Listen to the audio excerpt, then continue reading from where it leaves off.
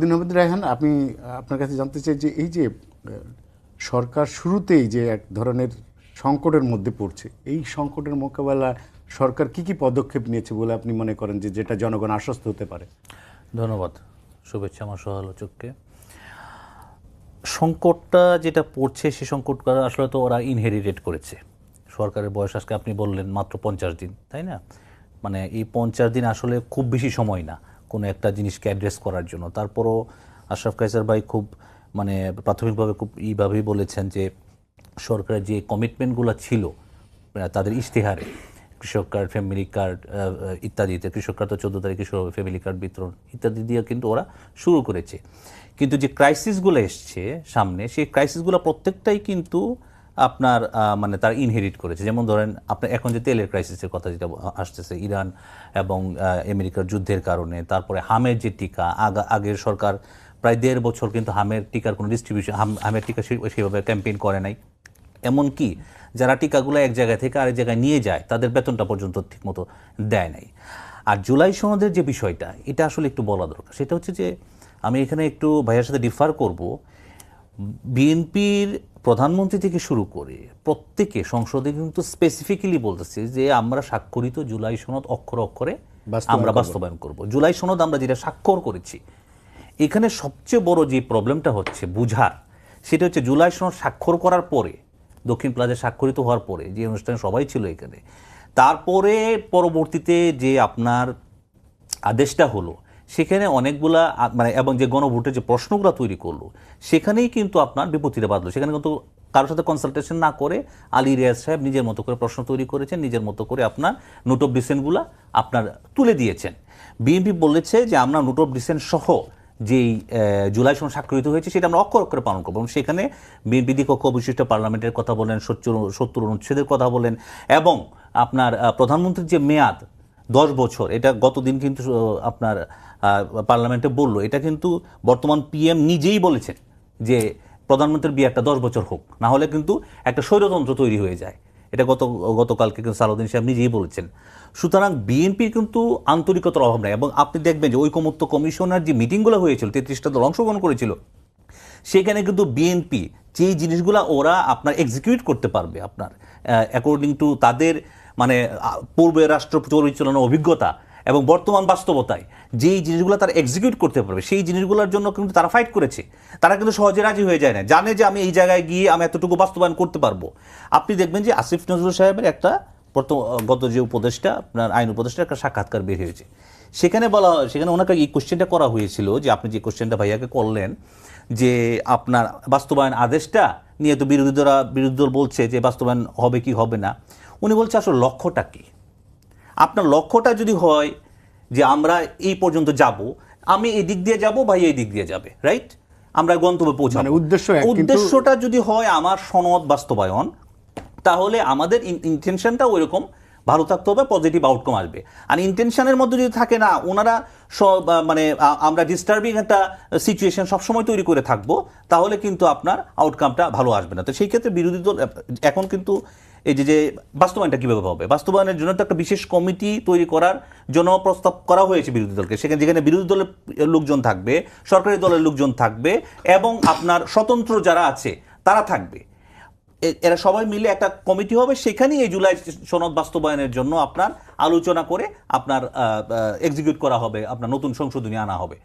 সালাউদ্দিন রায়হান, আশরাফ ভাই যেটা বললেন যে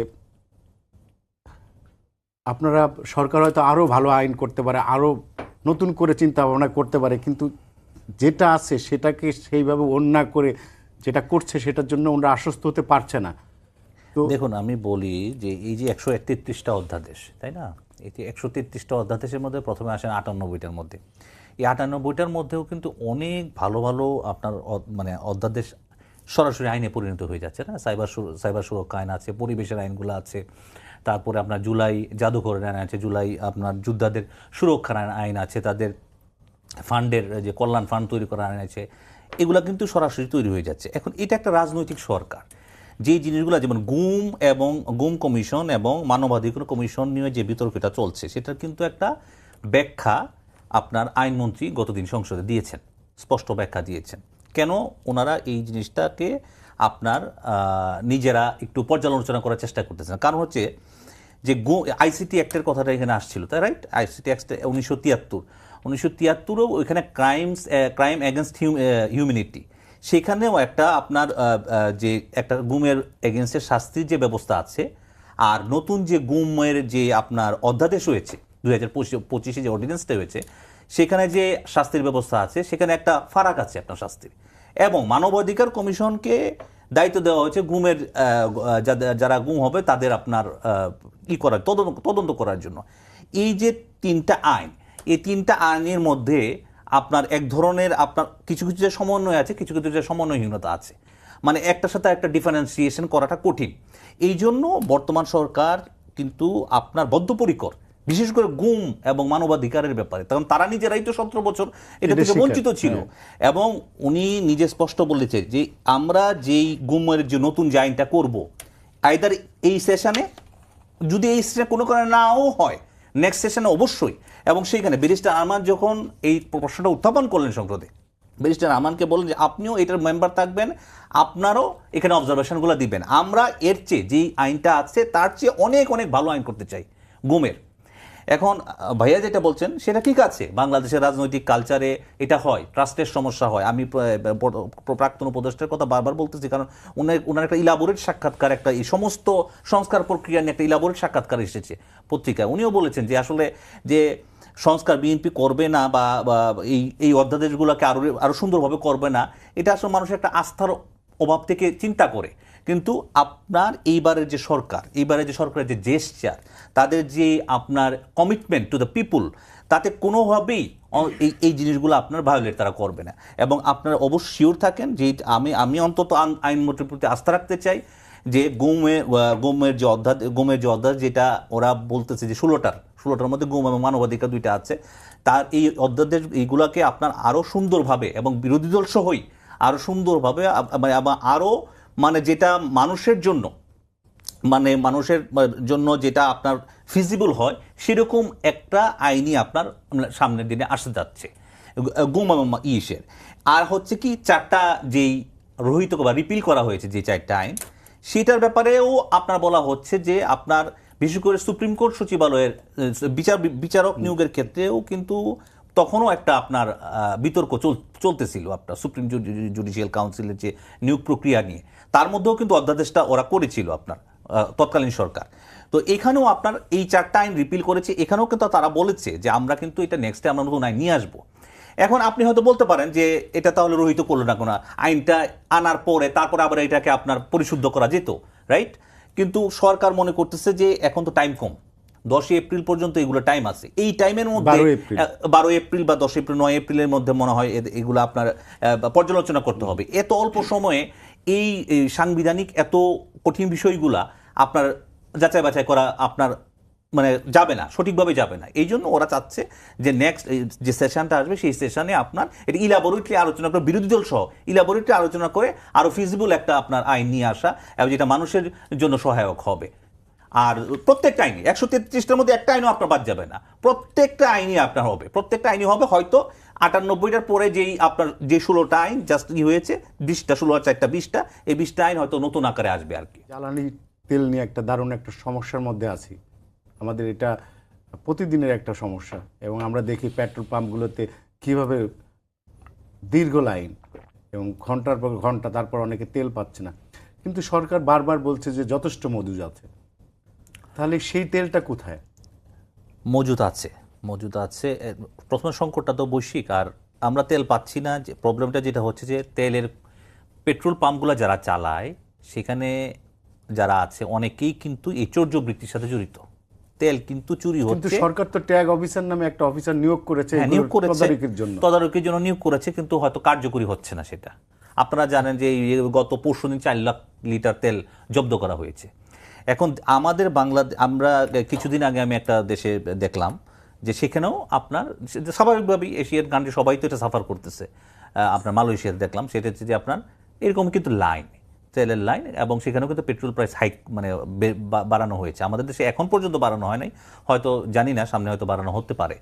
কিন্তু প্রবলেম যেটা হচ্ছে মানুষের তো মানসিকতার কোনো পরিবর্তন হয় নাই। আপনি দেখবেন যে রোজার মাস আসলে কিন্তু আপনার এই যে জিনিসপত্রের দাম বাড়ায় দেয়। প্রতিটা পেট্রোল পাম্পে একজন দেখবেন তেল নিয়েছে হয়তো 20 লিটার, আপনার আবার ঘুরে এসে আবার কোনোভাবে তার কোনো একটা পরিচিতর মাধ্যমে আবার আরো 20 লিটার বা 10 লিটার নিচ্ছে। এই ধরনের ঘটনা ঘটছে এবং এটা সত্য, হিউজ লাইন। আমাদের নিজস্ব যারা পরিচিত আছে বা আমাদেরও দেখছি যে আপনার 7 ঘন্টা 8 ঘন্টা 10 ঘন্টায় আমাদের তেল নিতে হচ্ছে, সাফার করতে হচ্ছে। অনেক হয়তো সাফার করতেছে না। এখানে আমার মনে হয় যে অপচয়টা রোধ করতে হবে। অপচয় মানে চৌর্যবৃত্তির অপচয়, যে চৌর্যবৃত্তির অপচয়টাই মেইন। আর হচ্ছে সরকারের কিন্তু তেলের মোটামুটি আপনার প্রতিদিনের যে আপনার চাহিদা সেটা তারা পূরণ করছে। কিছুদিন আগে বা প্রায় 3-4 দিন আগে বিদ্যুৎ মন্ত্রী সংসদে আপনার বলতেছিলেন যে আমরা যেভাবে তেলের পাম্পগুলাতে প্রতিনিয়ত তেল দিয়ে থাকি ঠিক সেই ফ্লোতেই আমরা তেল দিচ্ছি, কিন্তু সেই তেলগুলো আগে 1 থেকে 1.5 দিন মোটামুটি অকটেন বা পেট্রোল বা ডিজেল যেগুলো দিতাম আমরা 1 থেকে 1.5 দিন চলতো। কিন্তু এখন যেটা হয় যে 2 থেকে 3 ঘন্টায় শেষ হয়ে যায় তেলগুলা, যার ফলে রিফিল করতে এই যে রেশনিংটা যে আপনি এতটুকু নিতে পারবেন বা ইত্যাদি ইত্যাদি এই বিষয়গুলা।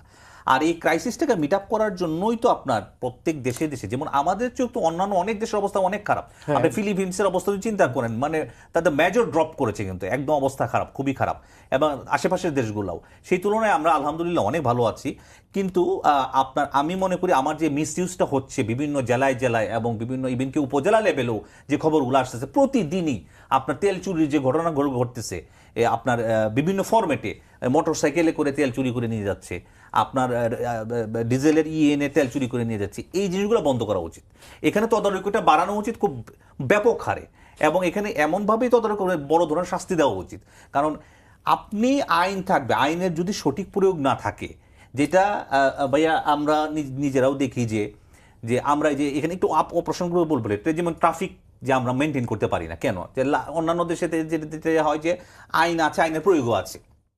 আপনি রেড লাইট ক্রস করলে আপনাকে জরিমানা দেওয়া হবে। আমাদের দেশে কি মনে করেন এই প্রসেস আছে? আইন নাই। একবার ওপেন সিগারেট খেলে আপনার একটা জরিমানার ব্যবস্থা করা হলো, কিন্তু সেটা তো আর থাকে নাই। তো এরকম আইনের প্রয়োগ থাকতে হবে। এবং এই যে এখন মূল আমার মনে হয় যে চৌর্যবৃত্তি। আর সরকার তো আপনার মানে এই যে আপনার আমাদের যে তেল সরবরাহ যেটা বিভিন্ন দেশের সাথে শুধুমাত্র একটা ক্ষেত্র থেকে না, বিভিন্ন সোর্সে তারা কিন্তু এখন চেষ্টা করতেছে। তেলের কথা বলেন, এলএনজি দিয়ে আমাদের যেই বিদ্যুৎ প্ল্যান্টগুলো আপনার গ্যাসের মাধ্যমে চলে সেগুলোকে ঠিকমতো মোবিলাইজ করা।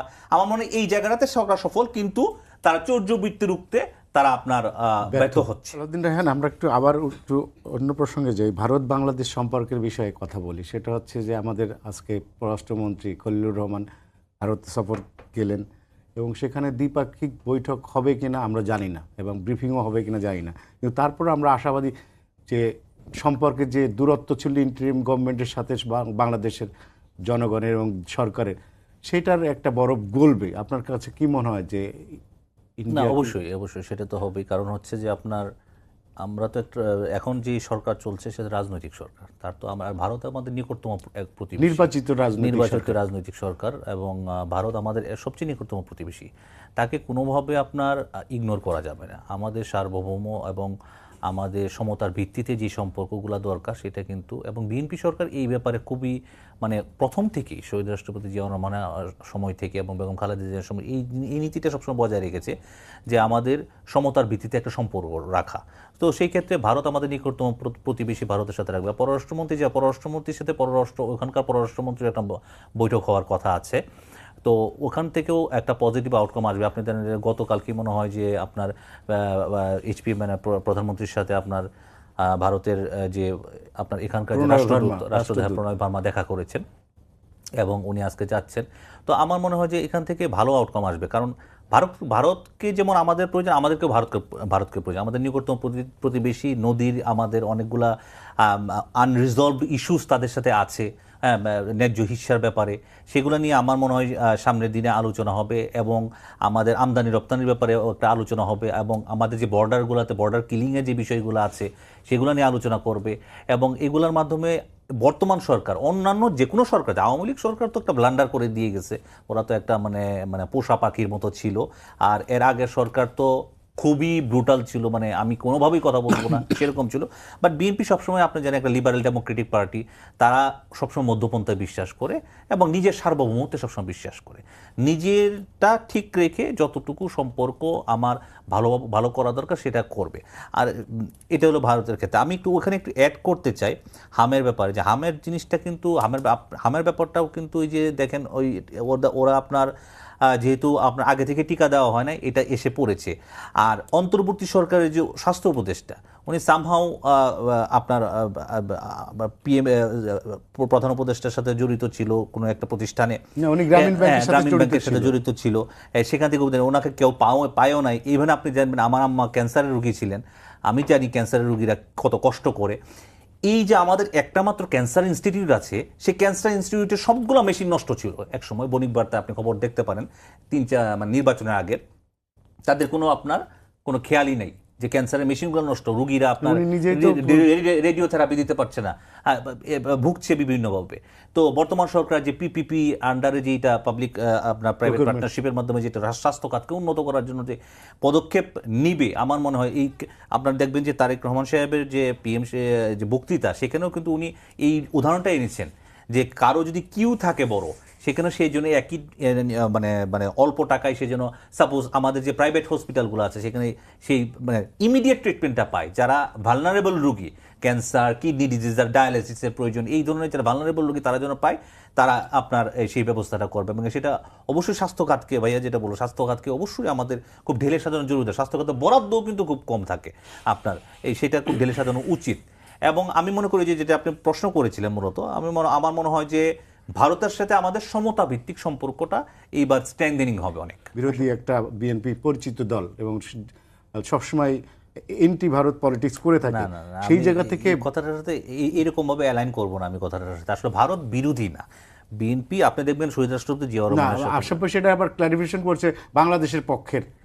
হ্যাঁ, অবশ্যই, মানে আপনি যদি স্বাধীন বাংলাদেশের কোনো একটা রাজনৈতিক দল দেখেন, আওয়ামী লীগ সহ, সবচেয়ে বেশি বাংলাদেশের জন্য মানে যে ভালো কাজ করছে সবচেয়ে বিএনপি। সব যত ক্রাইসিস মুভমেন্ট আছে সব জায়গায় বিএনপি এগিয়ে এসেছে। সেটা স্বাধীনতার সময় থেকে শুরু করে আপনার আপনি 90-এর পর্যন্ত যে আন্দোলনগুলো হচ্ছে, আপনি দেখলেন এই আপনার এই সব গত 17 বছর আপনার ক্রমাগতভাবে আওয়ামী লীগকে চ্যালেঞ্জ করেছে বিএনপি, যার আউটকামটা এসে আমরা এই 24-এ পেয়েছি।